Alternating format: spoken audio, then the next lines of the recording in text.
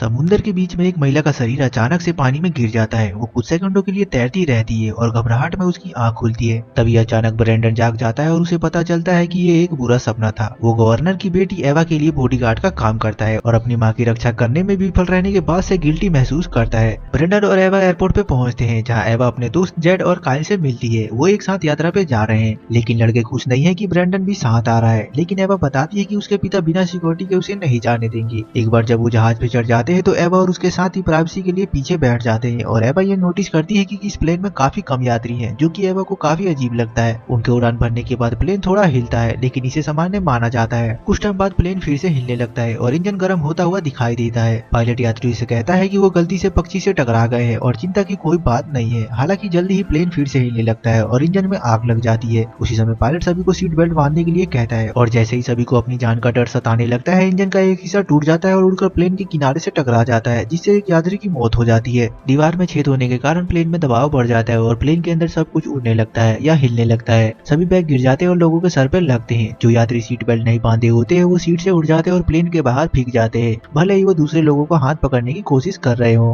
कुछ ही सेकंडों में एक दीवार उड़ जाती है और प्लेन के किनारे में एक बड़ा सा छेद हो जाता है, जिससे सैकड़ों लोग उड़ के मर जाते हैं। ब्रेंडन एक उड़ते हुए आदमी को पकड़ने की कोशिश करता है, लेकिन हवा बहुत तेज है और वो आदमी भी उड़ जाता है। एक दूसरा आदमी सीट को पकड़ने की कोशिश करता है, हालांकि मेटल ज्यादा समय तक टिक नहीं पाता है और कुछ सीटें उन पे बैठे आदमियों के साथ नीचे गिर जाती है। एक फ्लाइट अटेंडेंट गिरने वाले आदमी की मदद करने की कोशिश करती है, लेकिन अंत में वो भी उसके साथ गिर जाती है। अपने अधिकांश यात्रियों को खोने के बाद प्लेन तेजी से गिरने लगता है और समुद्र में दुर्घटनाग्रस्त हो जाता है, जहाँ तुरंत पानी भरना शुरू हो जाता है। जैसे ही ब्रेंडन एक लोहे के टुकड़े से टकराता है, उसके प्रभाव से सीट आगे की ओर खिसक जाती है और यात्री कुचल के मारे जाते हैं। प्लेन कुछ मिनटों तक डूबता रहता है और अंततः समुद्र तल में फंस के रुक जाता है। जहाज के एक एंगल में फंस जाने के कारण पीछे एक एयरलॉक बन जाता है, इसलिए एवा और उसके दोस्त और फ्लाइट अटेंडेंट डैनियल अभी भी जिंदा है। हालांकि काइल के हाथ की हड्डी टूट गई है। सभी लोग पानी की ओर घूर रहे होते हैं और अजीब आवाज सुन के चिंतित होते हैं। अचानक ब्रेंडन बाहर आता है और रोजा और उसकी दादी मैडी को सुरक्षित जगह पे ले आता है। माडी बेहोश है, इसलिए डैनियलो छाती दबाना शुरू कर देता है और कुछ ही मिनटों बाद मैडी जाग जाती है। फिर रोजा अपने दादाजी के बारे में पूछती है और ब्रेंडन को उसे और मार्डी को बताना पड़ता है कि दुख की बात है कि वो उसे नहीं बचा पाया। अब सभी लोग घबराने लगते हैं, इसलिए सभी को शांत करने के लिए ब्रेंडन तुरंत नेतृत्व संभाल लेता है। एयरलॉक का मतलब है कि अभी के लिए वो लोग सुरक्षित है, इसलिए उन्हें शांत रहना होगा और उन्हें रेस्क्यू टीम का इंतजार करना होगा। एवा अपना फोन चेक करती है, लेकिन समुद्र में कोई सिग्नल नहीं है। वो कहती है कि प्लेन में एक छेद है और उन्हें तैरकर बाहर आ जाना चाहिए, लेकिन ब्रेंडन कहता है कि उनके जीवित बचने की संभावना बहुत कम है, इसलिए उन्हें रुकना चाहिए और इंतजार करना चाहिए। डैनियलो उन्हें बताता है कि पायलट ने दुर्घटना से पहले मदद के लिए फोन किया होगा, इसलिए मदद जल्दी ही आनी चाहिए। बाद में ब्रेंडन कहता है कि उनके पास बैकअप ऑक्सीजन होना चाहिए। डैनियलो कहता है कि इमरजेंसी के लिए प्लेन के पीछे 2 टैंक है, लेकिन जब वो उसकी जांच करते हैं तो वो उन्हें खाली मिलती है। उसी समय मार्डी को याद आता है कि यात्रियों में से एक के पास मेडिकल ऑक्सीजन टैंक था, इसलिए ब्रेंडन उसे ढूंढने के लिए जाने लगता है। उसके जाने से पहले मार्डी उसे कहती है कि क्या वो उसके पति का हेड ला सकता है। ब्रेंडन गोता लगाता है और कॉरिडोर में तैरता है और उन यात्रियों की जांच करता है जो अपनी सीटों पे मर गए हैं। वो मार्डी के पति की टोपी ढूंढ लेता है, उसे ले लेता है और वो नोटिस नहीं कर पाता है कि खिड़की के बाहर कुछ तैर रहा है। फिर वो ऑक्सीजन टैंक को ढूंढता है और छेद की जांच करने से पहले उसे ले लेता है। वो किसी दूसरी चीज की तलाश के लिए आगे तैरने का फैसला करता है और उसे तब झटका लगता है जब अचानक से उस पे एक शार्क हमला कर देती है, जो छेद से अंदर आई है। शार्क तुरंत ब्रेंडन को काट लेती है और वो उसे लड़ते हुए संघर्ष करता रहता है और उससे छुटकारा पाने की पूरी कोशिश करता है। इस बीच ग्रुप चिंतित हो जाते हैं, क्योंकि पानी की लहरें कुछ घटित होने का संकेत देती है। अचानक लहरें गायब हो जाती है और ब्रेंडन फिर से सामने आता है और अपने शरीर पे कुछ गंभीर घाव को दिखाते हुए दूसरों को रुकने के लिए कहता है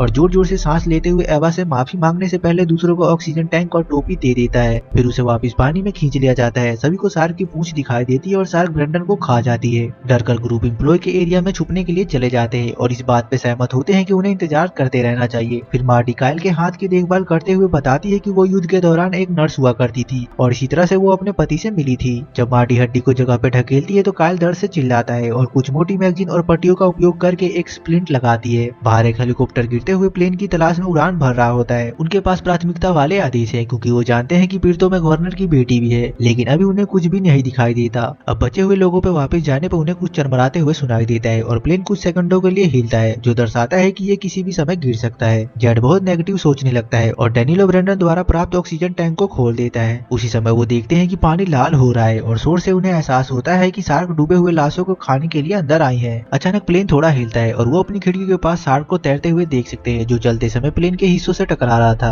रोजा बहुत डरी हुई है और एवा उसे चिंता न करने के लिए कहती है, क्योंकि उसे यकीन है कि उन्हें बचा लिया जाएगा। हालांकि हेलीकॉप्टर को अभी भी कुछ नहीं नहीं मिला है और उनपे बहुत अधिक ईंधन भी नहीं बचा है। ग्रुप जल स्तर पे नजर रखता है और गणना करते हैं कि पानी पीछे पहुंचने में अभी 3 या 4 घंटे का समय बाकी है। हालांकि वो धातु के चरमराहट की आवाज सुनते हैं और देखते हैं कि छत से कुछ पानी रिस रहा है, इसलिए वो निश्चित नहीं हो सकते कि प्लेन इतनी देर तक रुकेगा कि नहीं। अचानक प्लेन गिरना शुरू कर देता है और कई मिनटों तक फिसलता रहता है और चट्टानों की एक गुच्छा गिरती रहती है जब तक कि वो फिर से फंस नहीं जाता। शुक्र है कि ग्रुप डटा रहता है और किसी को चोट नहीं आती, लेकिन इस एंगल के कारण प्लेन में पानी का स्तर बढ़ जाता है क्योंकि समुद्र तल उतना ठोस नहीं है जितना उन्होंने सोचा था। ग्रुप इस बात से सहमत होता है कि उनके पास प्लेन से तैरकर बाहर निकलने के अलावा कोई विकल्प नहीं है। उन शार्क का ध्यान भटकाने के लिए कोई रास्ता तो ढूंढना होगा और रोजा कहती है कि उसने स्कूल में सीखा था कि शार्क को बुलबुले पसंद नहीं है। इतनी देर तक अपनी सांस को रोक पाना भी एक समस्या है और काइल को अचानक याद आता है कि कुछ यात्री स्कूबा इक्विपमेंट के साथ यात्रा कर रहे थे। डैनिलो बताता है कि वो चीजें बैगेज होल्ड में है और वहाँ एक हैच है जो उन्हें पहुंच प्रदान करेगा।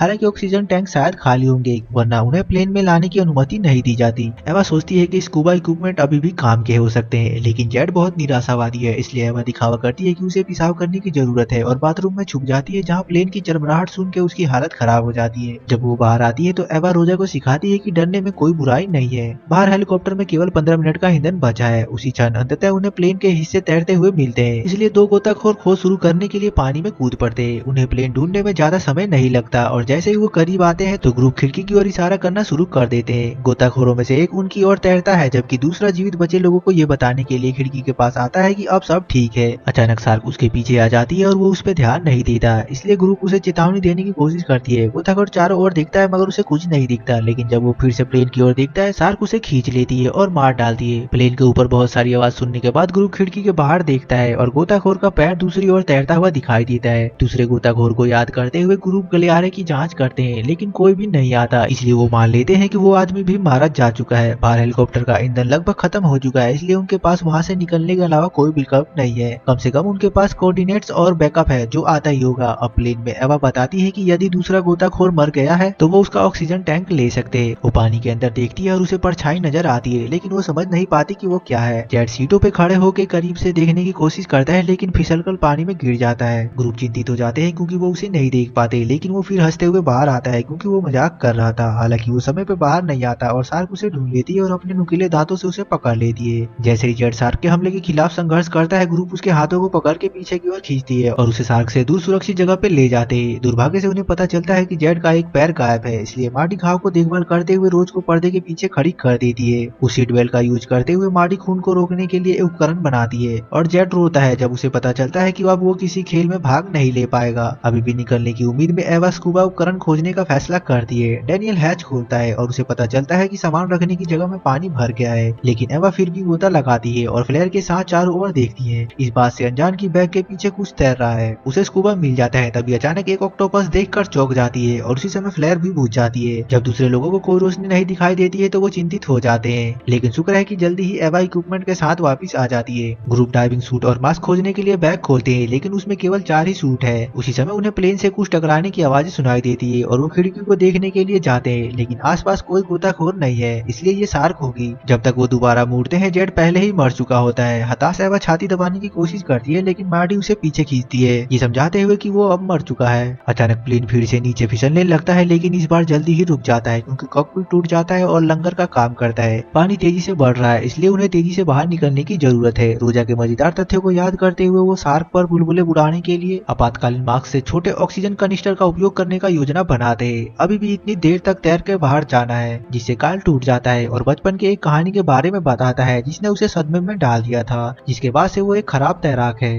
हालांकि वो एवा और रोजा के समर्थन वाले शब्दों के साथ प्रयास करने के लिए सहमत हो जाता है। फिर एवा पानी में ज्यादा गहराई तक गए बिना सभी ऑक्सीजन मास्क इकट्ठा कर लेती है। शार्क अभी भी प्लेन से टकरा रही है और छत में क्रैक आने लगती है। अब ग्रुप सूट पहनने लगता है और मार्टी बिना सूट के जाना चाहती है क्योंकि उसकी उम्र में वो सभी को धीमा कर देगी। जेड को अंतिम अलविदा कहने के बाद जीवित बचे लोग पानी में उतर जाते हैं और देखते हैं कि प्लेन धीरे धीरे फिर से नीचे की ओर खिसकना शुरू कर देता है। अचानक कॉकपिट टूटकर खाई में गिर जाता है, मतलब प्लेन भी जल्दी ही गिर जाएगा। मार्टी एवा को पहले जाने और रोजा को अपने साथ ले जाने के लिए कहती है। लड़कियां गलियारे में तैरना शुरू कर देती है और पाती है कि इसे शार्क ने ब्लॉक कर दिया है, इसलिए वो उसे डराने के लिए तुरंत ऑक्सीजन कनेक्टर खोलती है। एक बार रास्ता साफ हो जाने के बाद वो आगे बढ़ते रहते हैं और जल्दी ही काइल और डैनिलो उसके साथ जुड़ते हैं। जब प्लेन के अंदर पानी बढ़ जाता है तो मार्टी सभी को जाते हुए देखती है और जानती है कि वो वहां नहीं पहुंच पाएगी, इसलिए वो वहीं रुक जाती है और अपने पति से दोबारा मिलने का इंतजार करती है। उसी समय काइल घबरा जाता है और छोटे एयर पॉकेट में अपना सर रखने के लिए वापस तैरता है। डैनिलो उसके लिए वापस जाने की कोशिश करता है, मगर अचानक एक शार्क बैगों के बीच से बाहर आती है और काइल पे हमला कर देती है और उसे कुछ ही सेकंडों में खा जाती है। भयभीत डैनिलो रोजा और एवा से मिलने के लिए तैरता है, जो कि मरे हुए डाइवर को खोजते हैं और उसका टैंक ले लेते हैं ताकि वो अपने फेफड़ों को भर सके। फिर एवा रोजा और डैनिलो को टैंक के साथ छेद से बाहर भेज देती है, लेकिन जब वो भी निकलने वाली होती है तो एक शार्क उसका रास्ता रोक देती है। एवा वापस तैरती है और रुक जाती है, इसलिए शार्क उसे नोटिस किए बिना ही अंदर को तैर के चली जाती है। हालांकि उसकी पूंछ उसके मास्क को हटा देती है। तब एवा को पता चलता है कि छेद से और शार्क आ रही है, इसलिए वो सामने की ओर तैरना शुरू कर देती है। उसी समय प्लेन तेजी से गिरने लगता है और पानी का दबाव उसे हिलने से रोकने लगता है, लेकिन सौभाग्य से एवा सीटों को पकड़ लेती है और धक्का देती है और प्लेन के खाई में गिरने से ठीक पहले सामने की छेद से निकलने में कामयाब हो जाती है। एवा ऊपर को तैरना शुरू कर देती है, हालांकि जल्दी ही उसकी हवा खत्म हो जाती है और वो बेहोश होने लगती है। उसका शरीर स्पष्ट रूप से तैरना बंद कर देता है, लेकिन शुक्र है कि पानी उसे ऊपर की ओर ढकेल देती है और वो पानी के ऊपर आ जाती है और वो तुरंत जाग जाती है और सांस लेने लगती है। एवा जब दूसरों को नहीं देखती है तो घबरा जाती है, लेकिन उसी क्षण हेलीकॉप्टर वापस आ जाता है और अंततः उसे पानी से बाहर खींच लिया जाता है। डैनिलो और रोजा को पहले ही बचाया जा चुका है और जब रोजा अपनी दादी के बारे में पूछती है तो एवा उसे बुरी खबर देती है। अपने दादा दादी को अंतिम अलविदा कहने के लिए रोजा अपनी प्यारी आलीशान चीजों को पानी में फेंक देती है और रोजा के बाहों में सो जाती है।